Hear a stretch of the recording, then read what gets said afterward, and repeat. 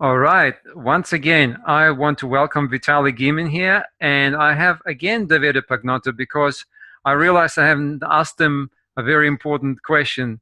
So here is my question, Davide. I know you left your corporate career just recently.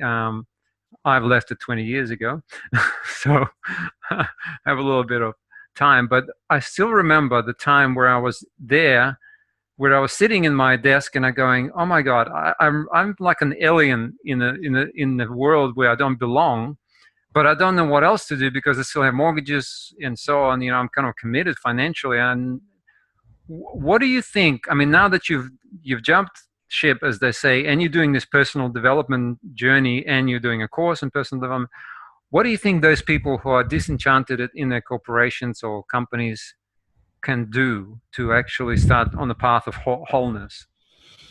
Mm. So first of all, I don't think leaving the company is the right solution for everyone. And many times we're just, you know what? So if we find ourselves in a situation that is persistent and is causing us problems, and it doesn't go away, it's always the same, then that's a clear sign that one of our mental models is wrong, is not doing us a good service. So there, in some way, there's a way that we look at the world, how the universe works, etc. We have a rigid idea of how the universe works, and if we have a persistent problem, it means that one of these rigid ideas of how the universe works is actually not right and is not doing us a good service. So I would say many times, and I apologize, I have a cat here that is trying to jump on my laptop and is moving the Oh, camera. show us your cat. Show us your cat. Come on. Oh, beautiful. Cats are it's a very, very good sign that you have a cat next to you. That means. And there she comes. Here she comes. Anyway, so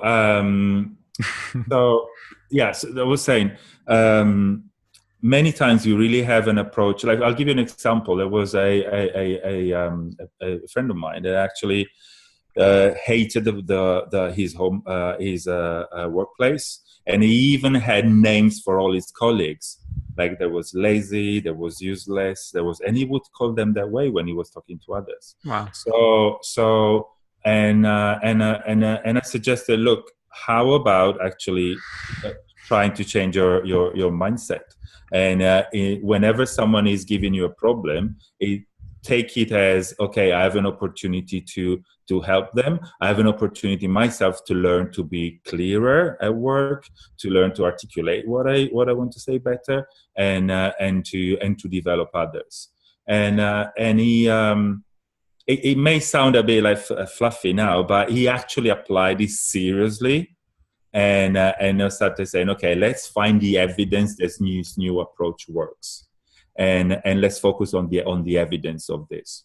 And in 2 weeks, things completely changed in his workplace. Lazy started doing more things, and useless started coming up with ideas. These things were happening before as well, but because he had this other mental model, he was ignoring the evidence, the different evidence, and so his life, his work life, completely changed, and other people around him saw it as well. Wow. Realized the change as well. So he's now happy. This guy's now happy in his career, and wow. So what you're saying is, rather than trying to, basically it's changing yourself versus trying to change your environment, because you cannot change your environment often. I mean, it's too big to change. But even there, even if you want to change your environment, it starts to change yourself. The way you change your mindset, the way you change, the moment you change your mindset, the moment you change the way you behave in the environment, you do influence everyone around you, because they will start, because you'll start sending different signals, and they'll start responding in different ways. Yeah. That's not always a solution, obviously. Sometimes things don't work that way. It's still good to find a way again to reframe the situation that you're in, so Yes. that it at least it doesn't draw your emotional energy to a place where you don't want to be. So even if you're really unhappy at work and it's obvious that you have toxic colleagues, the whole company's culture is toxic for you, uh, just try to reframe the situation so that you can reframe it into a positive.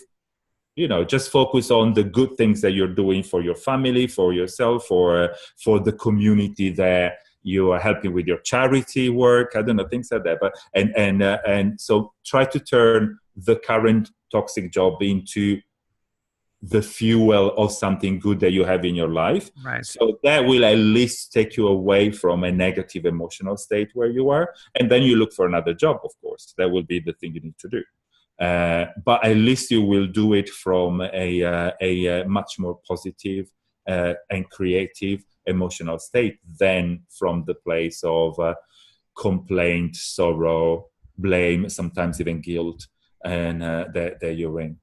Absolutely, absolutely. I mean, I totally get that. The symbology also I give the not symbology, but it's kind of like relationships. If you haven't worked out stuff in your relationships, you get divorced, you get another relationship, and it comes with you. Second, third, fourth wife, whatever, husband. So unless you actually change the framework with which you view the world, it's just going to keep following you. So one of the things is to Yeah. change the framework, change your internal model. Internal, yeah. Yeah, We can't solve internal problems with external actions. absolutely. Beautifully said. Thank you so much. Thank you. Thank you, Vitaly. Bye bye.